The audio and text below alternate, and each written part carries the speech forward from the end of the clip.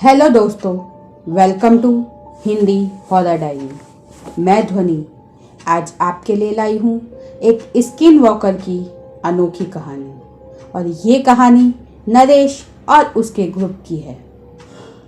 Hello दोस्तों, मैं नरेश। मैंने कई बार स्किन वॉकर यानी छलावा सुना था, पर कभी देखा नहीं था और मैं उस पर कभी विश्वास भी नहीं करता था।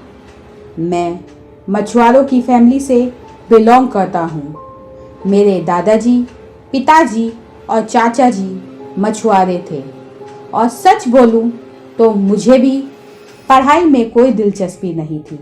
इसलिए मैं छोटा था तब से मेरे दादाजी और पापा के साथ मछली पकड़ने जाता था।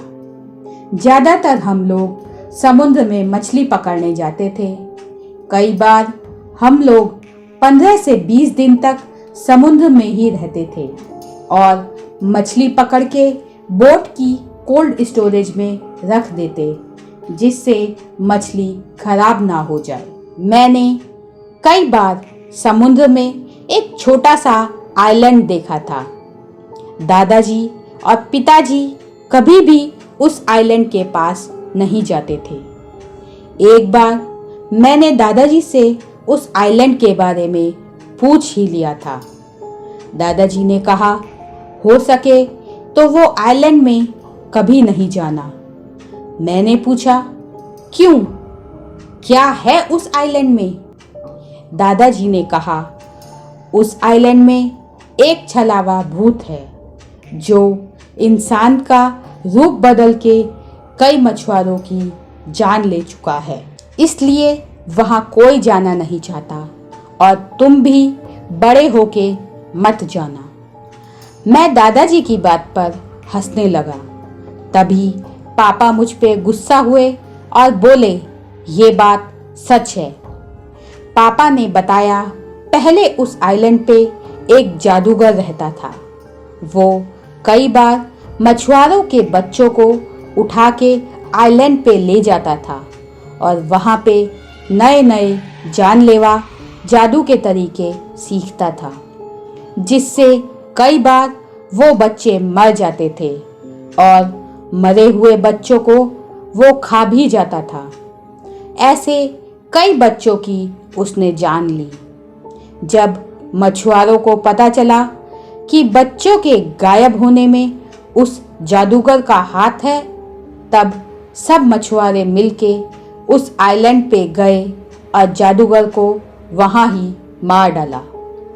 मरते मरते वो जादूगर ने एक श्राप दिया और बोला, मैं भले ही आज मर जाऊंगा, पर मेरी आत्मा तो कर्तव्य दिखाती ही रहेगी और तुम सबको मार डालूंगा।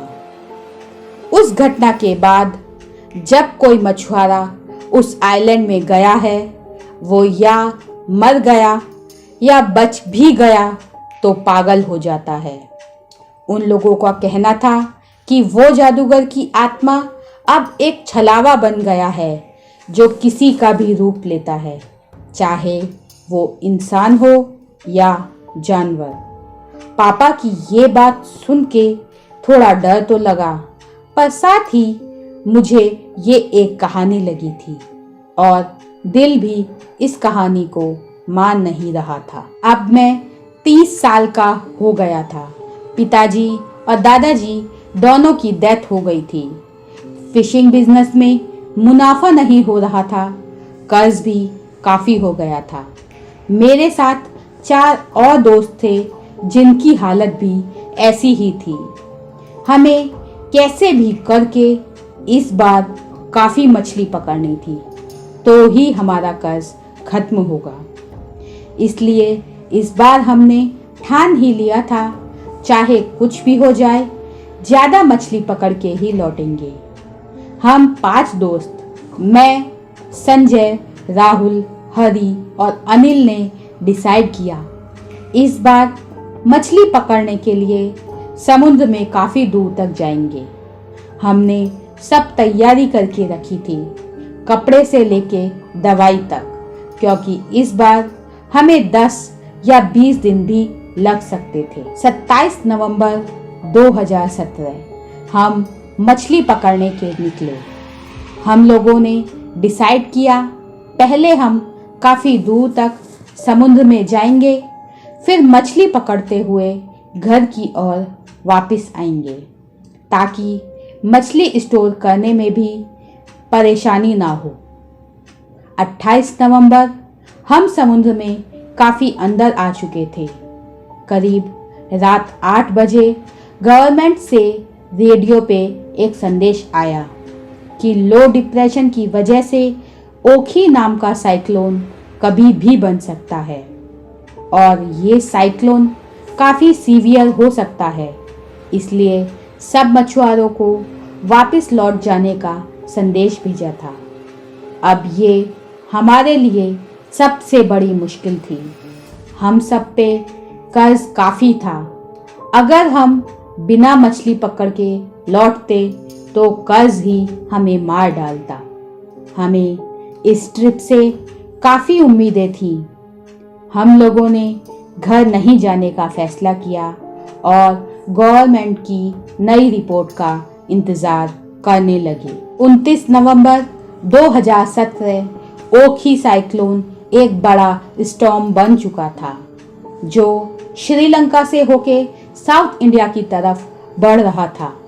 मौसम विभाग से हमें पूरा डिटेल मिल चुका था कि साइक्लोन के डायरेक्शन के बारे में। हमारे पास सिर्फ एक ही दिन था। मैंने वापस डायरेक्शन को देखा तो पता चला कि जो आइलैंड मैं बचपन में देखा करता था वो सेफ है। मैंने उस आइलैंड के बारे में अपने दोस्तों को बताया और साथ ही छलावा भूत के बारे में भी बताया। सब दोस्त मुझ पे हंसने लगे और बोले अगर हम उस आइलैंड पे चले गए तो हमारी काफ़ी प्रॉब्लम भी सॉल्व हो जाएगी। एक दिन रुक के हम वापस मछली पकड़ सकते हैं। हम सब बहुत खुश हो गए, पर हमें नहीं पता था कि अब हमारे साथ क्या होने वाला था।